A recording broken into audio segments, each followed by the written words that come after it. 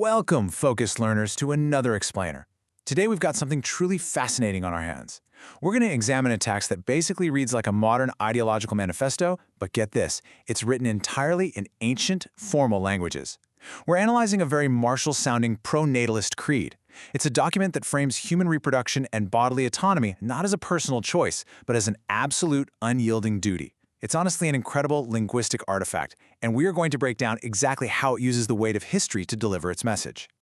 Okay, let's dive into this.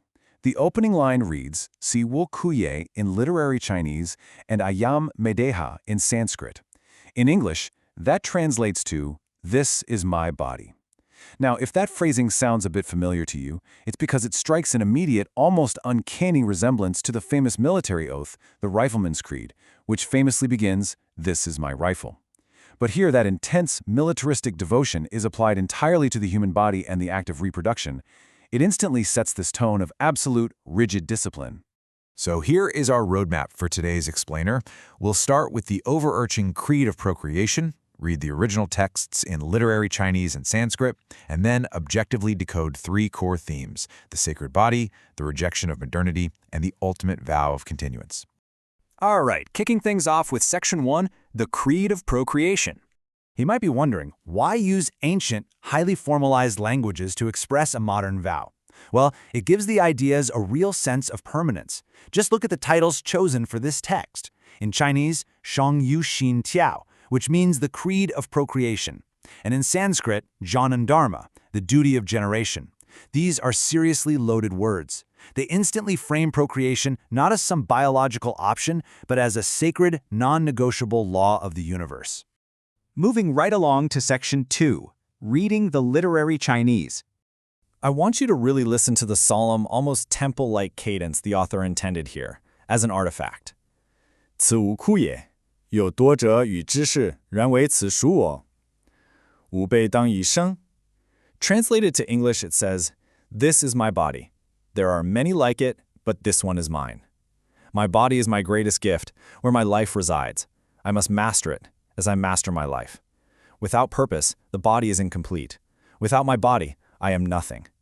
And it concludes this opening thought with an absolute directive. We must bring forth life. As you can see, the author uses these dogmatic, absolute assertions right from the get-go. I must master it. I am nothing. We must bring forth life. There is literally no room for debate in this language. It's totally designed to bypass discussion and instill a sense of immediate obedience to this biological imperative. All right, let's move to Section 3, reading the Sanskrit text. Let's move to and see how this builds when we look at the Sanskrit translation. The Sanskrit text utilizes the unique philosophical vocabulary of ancient India. It reads, Ayam me deha, mama deha pavitra, yatha ahamapi pavitra, which translates to, this is my body. There are many like it, but this one is mine alone. My body is the supreme gift. It is my very life. My body is sacred, as I am sacred, for it holds the future. As a linguistic investigator decoding this manifesto, you can really feel how the author elevates the physical form to an almost divine status.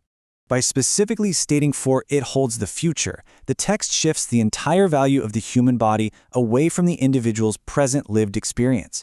Instead, it places its absolute worth on its capacity to generate future generations. In this view, the individual is simply a vessel.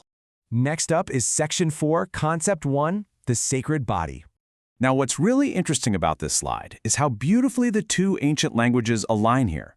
Both texts explicitly declare the body as sacred, Shen Sing in Chinese and Pavitra in Sanskrit. Even though they come from entirely different linguistic families, they're basically weaponized here to express the exact same concept of uncompromising bodily sanctity. And the text actually gives specific instructions on how this sacred vessel must be treated. It dictates that the body must be viewed as a temple. It requires mastery of its rhythms, strengths, needs, and limits. Furthermore, it literally demands protection, and not just from physical harm, but from emotional neglect and despair. The body is treated like this exclusive, sacred tool that has to be meticulously maintained for its one ultimate purpose. Moving to Section 5, Concept 2, Rejecting Modernity. To protect this sacred vessel, the author argues that one must actively fight against the contemporary world. Both versions specifically warn against modern culture.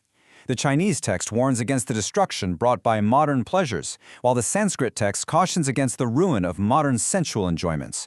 They both frame modern lifestyles as this weakening, destructive force that distracts from the core duty of human existence. The manifesto explicitly states that accumulated wealth, the noise of personal ambitions, and self-made comforts are all dangerous distractions. According to this creed, the true focus of life lies entirely outside of material accumulation or personal comfort. It's a total rejection of the modern individualistic lifestyle. And finally, Section 6, the vow of continuance. And this brilliantly illustrates the ultimate goal. If wealth and comfort are just distractions, what are we aiming for? Both languages arrive at the manifesto's supreme climax. The Chinese states firmly, we must bring forth life, while the Sanskrit declares procreation is the primary duty. The absolute necessity of lineage survival is literally the only thing that matters in this ideological framework. So the crucial point is captured in this final, incredibly powerful trinity of oaths. Sworn before God and race, the author writes, we shall flourish, we shall multiply, we shall endure. It is this rhythmic, almost hypnotic chant perfectly designed to solidify the individual's commitment to becoming a bearer of what is to come and a guardian of living souls. As we wrap up this explainer, I want to leave you with a rather provocative question.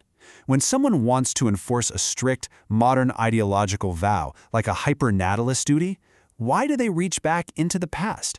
Why do we borrow the permanence of ancient languages to give weight to modern battles?